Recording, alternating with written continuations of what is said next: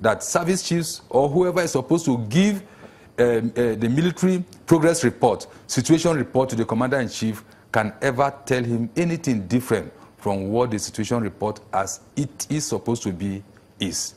Never. Well, General, even though we know that Konduga was also attacked, but that's on the one side. You did say that you are receiving some of these converts of Boko Haram. What programs do you have in place to absorb the converts of Boko Haram? No, we have Operation Safe Corridor in place, which is a major one, aside from the other ones that are being organized locally at the military command and control center. They will,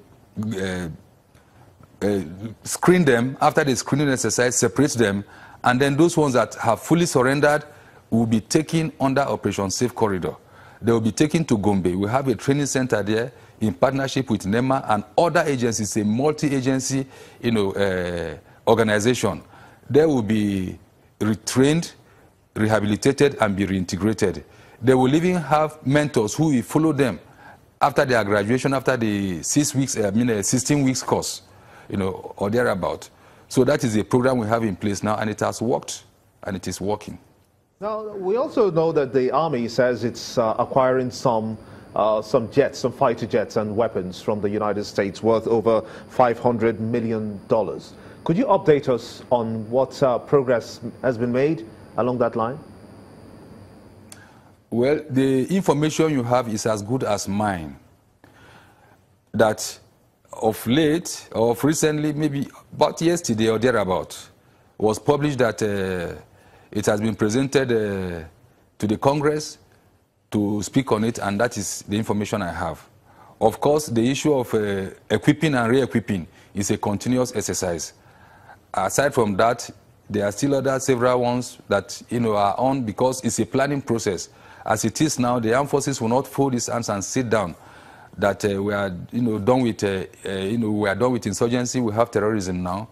Normally, we drop a program of about 20 years, break it down into 2 epochs of 10 years, and then we now break it down into various legs.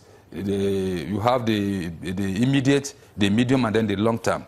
So I believe it's part of the program that is on, and that is where we are. But the definite answers you want, that one cannot be provided based on the fact that most of these decisions are taken at the political level.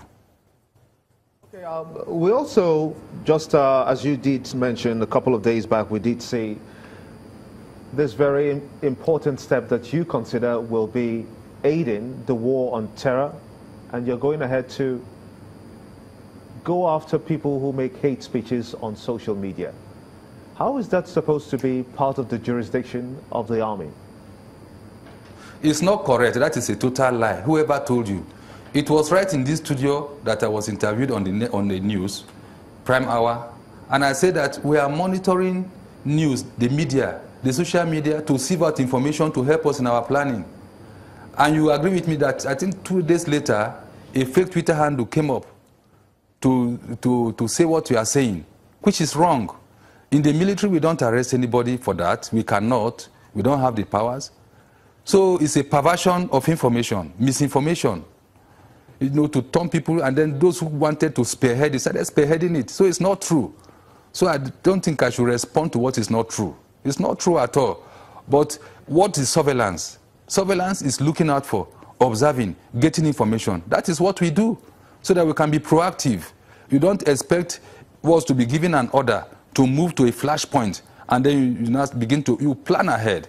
You identify there are indications, there are indications, pointers to trouble areas. You have it. It's part of our training. So what I said was that I was asked the question right in this studio. What are you doing to be proactive in the sense of the hate speeches and all manner of things going on, in case you need to come out? And I said, yes, we are monitoring the media to be able to sieve out information, the one that will be anti-government, anti-terrorist, anti-security, and then we now prepare for them appropriately. Never has any military man, I can even talk on behalf of my public relations officers, I can talk authoritatively on behalf of the service chiefs. When the chief of defense staff came out from the meeting with the president, he told the world categorically that they discussed several issues, mentioned all the security challenges facing this country, and he never made mention of anything like that. So there was nothing like that. Nothing. It is just false assertion, false allegation against the military and against my humble self that I say that we will be arresting people or checkmating people. Nothing like that. Surveillance is part of our job, and we'll keep doing it. When you say surveillance is part of your job, and then we're also having this situation where you have to get this information from social media sources, it gives people a lot of concern. How do you delineate getting the sources of your information that you consider as maybe you want to go and close the social media? If that is what you want. How do you get to the bottom or delineate between surveillance and getting the information that you need from social media?